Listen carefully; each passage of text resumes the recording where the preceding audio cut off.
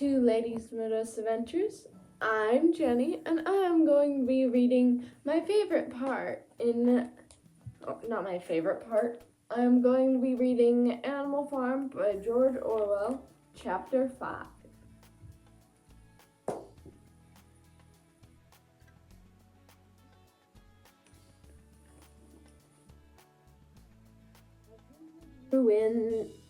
As winter drew on, Molly became more and more troublesome.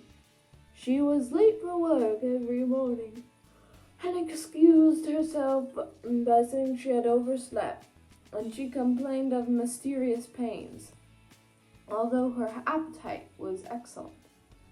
On every kind of pretext, she would run away from work and go to the drinking pool, where she would stand foolishly gazing at her own reflection in the water. But there were also rumors of something more serious. One day, as Molly was strolling blithely into the yard, flirting with her long tail and chewing at a stalk of hay, Clover took her aside. "Molly," she said, "I have something very serious to say to you. This morning I saw you look over the hedge that divided Animal Farm and Foxwood. One of Mr. Pinkton's men was standing on the other side of the hedge, and I was a long way away, but I am almost certain I saw this. He was talking to you, and you are allowing him to stroke your nose. What does that mean, Molly?" He didn't. I wasn't.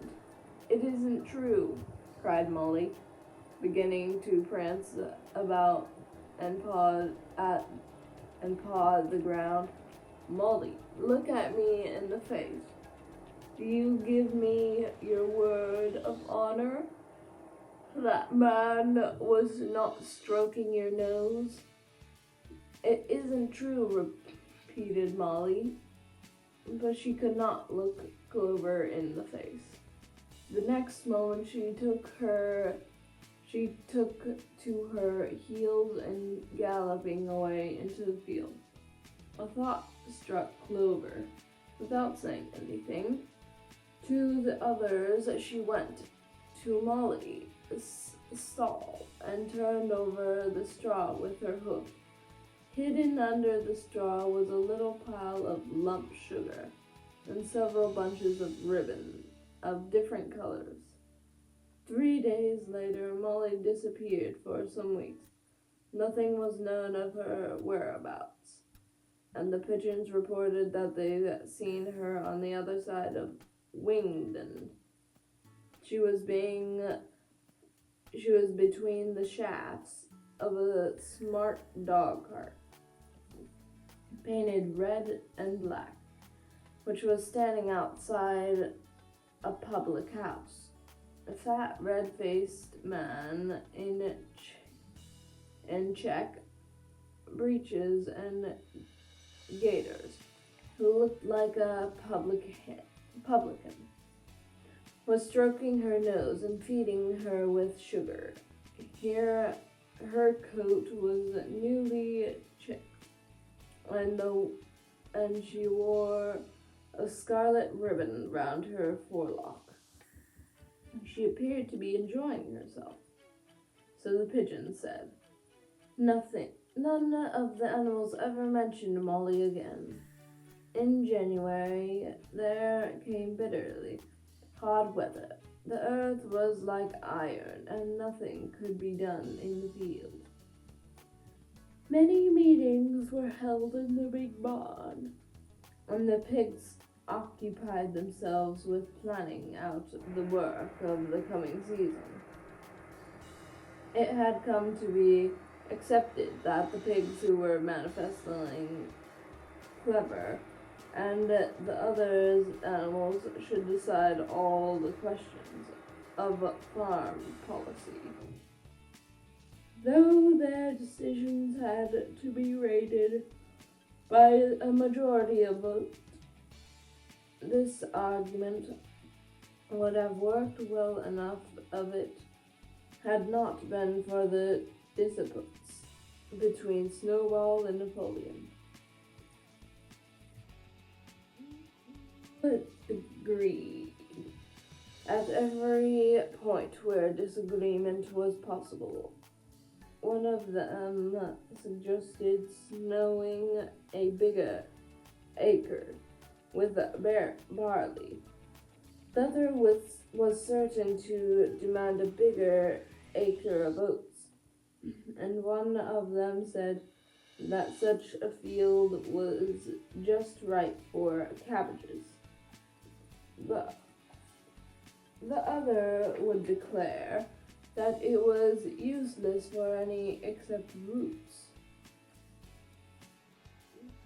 His own following, and there were some violent debates. At the meetings, Snowball often won over the majority of the brilliant speeches, but Napoleon was better at conveying support for him. In between times, he was especially successful with the sheep. Of late, the sheep had taken to beating. 4 legs good, 2 legs bad, both in and out of season. And they often interrupted the meeting with this. It was noticed that they especially liable to breaking into 4 legs good, 2 legs bad at crucial moments of Snowball's speeches. Snowball had made a close study of them, back numbers of farmer and stock breeder, which he found in the farmhouse, and was full of plans for innovations and improvements. He talked a little too low.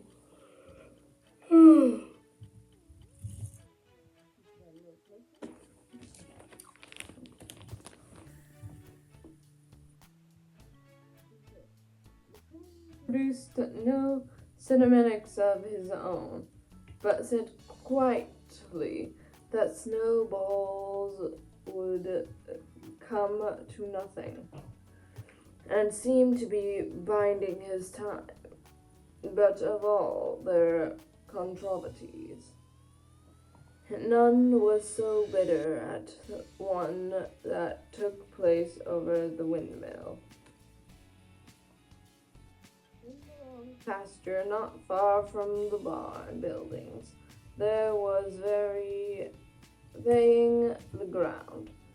Snowball declared that this was just the place for a windmill, which could be made to operate a dynamo to supply the farm with electrical power. This would light the stalls and warm them in winter, and it would also run a circular saw and chaff cutter, a mangle slicer, and an electric milking machine. The animals had never heard of anything of this kind before, for the farm was an old-fashioned one and had only the most primitive machinery, and they listened to astonishment while Snowball conjured up pictures of fantastic machines, which would do their work for them, while they grazed at their ease in the field, or improved their minds with reading and conservation. Within a few weeks, Snowball's plans for the windmill were fully worked out. The mechanical details came most from 3 books, which had belonged to Mr. Jones. 1,000 useful things to do about the house. Every man his own bricklayer and electricity for beginners. Snowball used as his study a shed which had once been used for incubators, and a smooth wooden floor suitable for drawing on. He was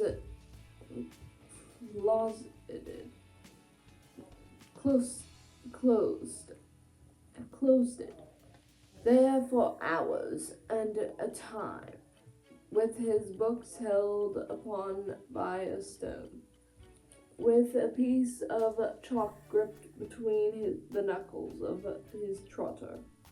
He would move rapidly to and fro drawing, in line after line, uttering little whimpers of excitement. Gradually, the plans grew into a complicated mass of cranks and cogwheels, converting more than half of the floor, which the other animals found completely unintelligible, but very impressive. All of them came to look at Snowball's drawings at least once a day. Even the hens and ducks came, and were at pains not to thread on the chalk marks. Only Napoleon held a off day. However, he arrived unexpectedly to exclaim the plans. He walked heavily round the shed, looking closely at every detail of the plans, and shuffled at them once or twice, then stood for a little while, contemplating them out of the corner of his eye. And then suddenly he lifted his leg irritantly over the plans and walked out without uttering a word.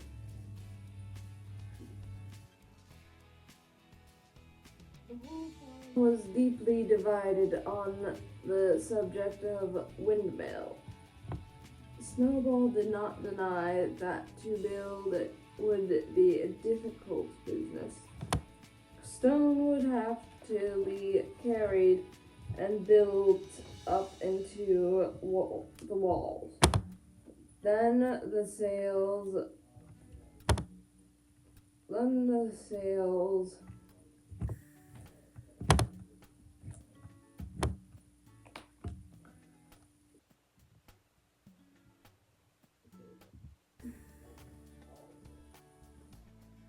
The whole farm was deeply divided on the subject of windmill.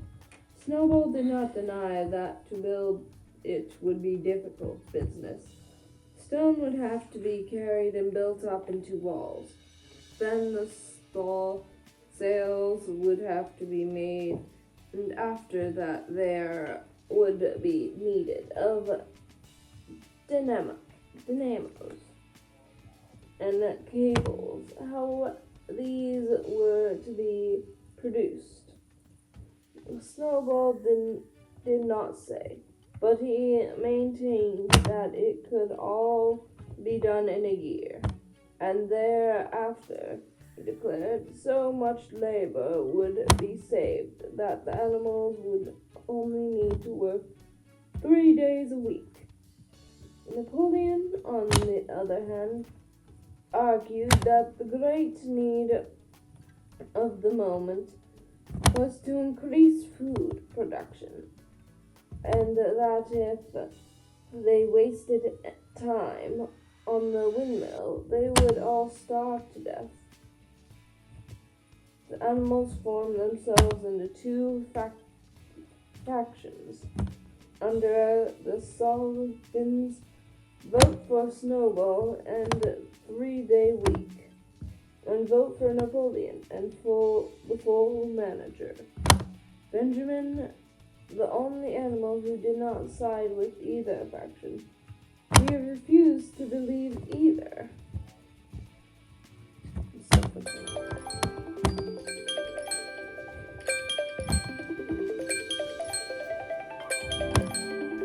Give me a minute. Fixing the chair. Stop. I'm fixing the chair. Give me a minute. Give me a minute, please, people. Like and subscribe so we can get to 1,000 subscribers so we can start beekeeping. And stay blessed. Make the world a better place, one person and one moment at a time.